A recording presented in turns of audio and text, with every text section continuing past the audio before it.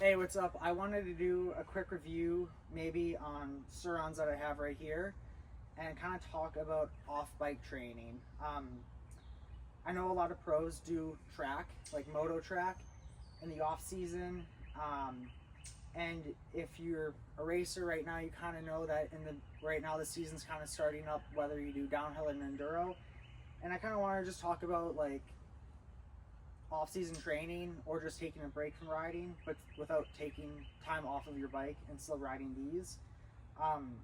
I find that it's a fun time to ride these just because it's easier, it's more chill. Even if you're not training really hard and you just want to go in the woods and have fun, I feel like these bikes are a really good option. Each bike has a little bit different, better of a use.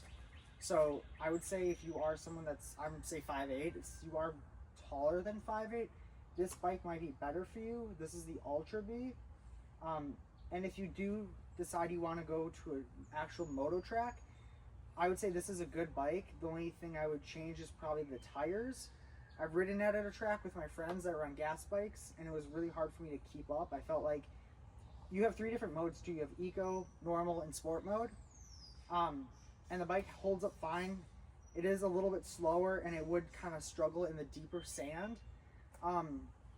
This is the Lipey. I like this one better just because it's more the size of a mountain bike and it feels more like one. So I like this more for like simpler enduro trails. Like I'm not doing like crazy hard enduros in Tennessee or anything like that, but like if you're just on like your local, if you can find some local woods where these are allowed, like near me I have Brown Mountain. I'm planning on taking one of these bikes there to ride just because I've done an e-bike and it was really fun. So I think out of these bikes would be fun. This one would probably be a little bit easier to maneuver through there. But yeah, I think if you are a mountain biker and you've never had experience with dirt bikes in the past like me, this is a good route to go just because it's a lot more like a regular bike and you don't have to worry about like gas, oil, filters, and all that. Like this one has normal brake pads like a mountain bike, so you can replace them really easily. This one has like legit brakes, legit suspension. Both of these have suspension that you can adjust compression and rebound, which is cool if you want to worry about that. For me, I just kind of set it, forget it, and want to ride it. But yeah, I mean, this one is just going to be a little bit more burly, a bit beefier, more like a real bike, real dirt bike, and then this one's going to be more of like your mountain bike. But both are super simple, easy to operate. Both have handbrakes. They are opposite from your mountain bike. But yeah, I think they're a really good option, but you have to kind of decide whether you're going to do track or enduro, like backwood trails. Lucky for me, I have them in my backyard, so I don't really have to trailer too often with these, but they're really a good option if you're kind of looking for that off-season training, getting off your bike, but still spending time on your bike. And the one thing I kind of forgot to mention too with these bikes is if you pretty much do mountain bike or do enduro and downhill, you probably have like gloves. These are the knee pads I'm going to wear just because like if I was going to a track, I'd want to wear something a little bit more legit, but where it's just like backwoods trails, you can just wear like pants, long pants, knee pads.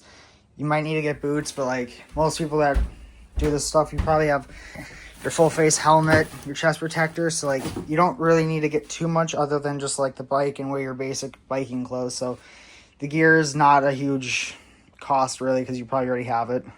So yeah, the other thing about having one of these is probably figuring out how you're going to trailer it.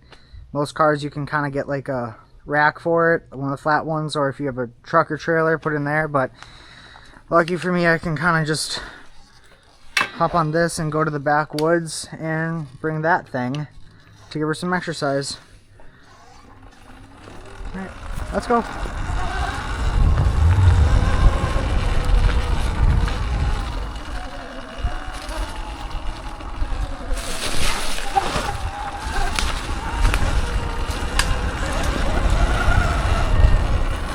Not the best trail dog yet. Try not to get run over by the car.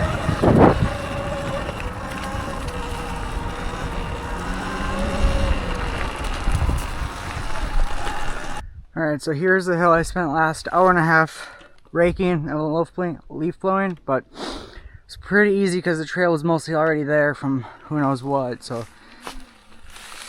but Have to do a bit of a hill climb, get to the top. This one I'll need to throw into sport mode. Hopefully I don't wheelie, but let's see if I can get up to this first part.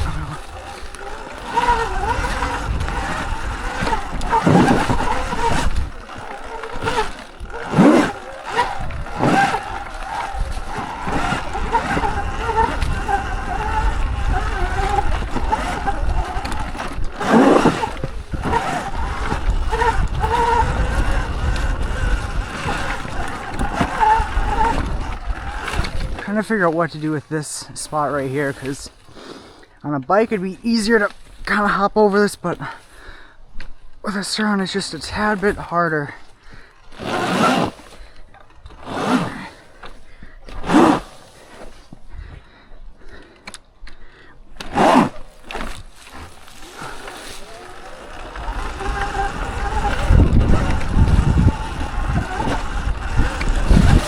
yeah. And this is kind of like the flatter part of the trail. Maybe turn that into a little kick or something. Thinking I'll make a low line and a high line there, but I'll probably have to. Alright, so this is going down the trail. I have no idea. It's going to feel a lot easier on a real bike, but so this is going to be kind of like the low line. Hopefully can kind of eventually get that rutted out. It'd be cool to make this log right here a little bit of a kick, and you land kind of over here to flat. Pretty much this trail's wide enough for a high line, low line, pump to that, and then this is what I don't know what to do with. It's kind of hard. I need to move some of those trees, trim them a little bit. Yeah, you get going fast, and then you got 2 ways around this. Pop that. Brakes on this thing are nice. But yeah, it's kind of a little bit boring of a trail just because it's so straightforward. But I think the hill climb's probably the hardest part on that one. Yeah, and the last thing I was going to say is the reason I went with this is because learning how to ride a dirt bike, you're going to have to figure out the clutch and stuff, and I don't need a whiskey throttle off into the woods, so this was for me the way to go.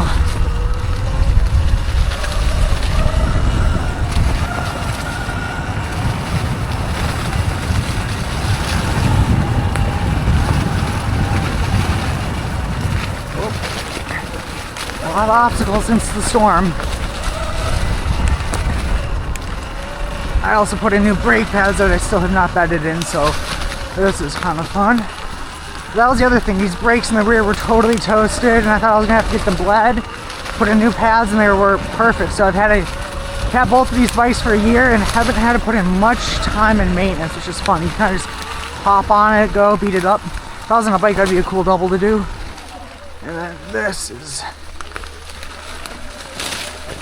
funky.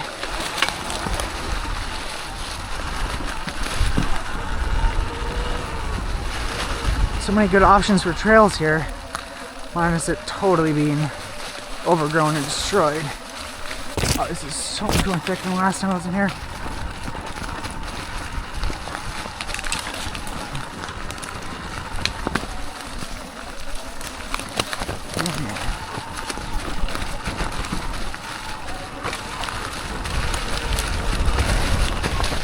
And a tree right where I wanted to go. This is a hill climb. Took me like an hour to get up this with someone else. I think I had to put my bike in sport mode, so I'm gonna try getting that in ready. It's all about momentum, which I don't have, and grip I don't have. And I don't know how fast it's going, because remember there's a tree I have to hook right around. Oh.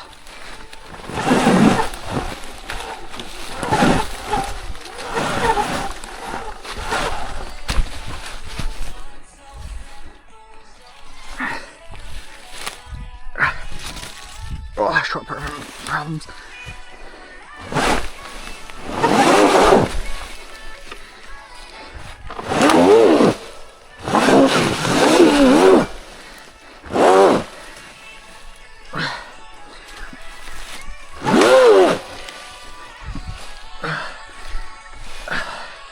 Nice digging hole.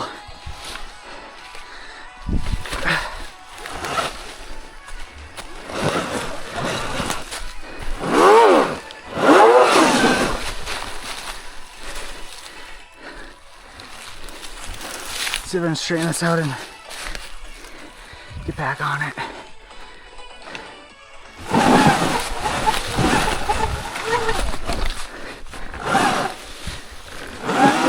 Come on.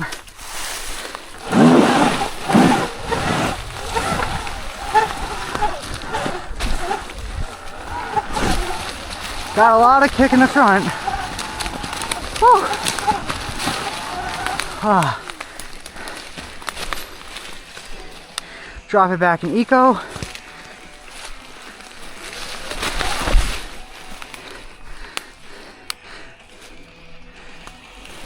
Bit of sport mode now.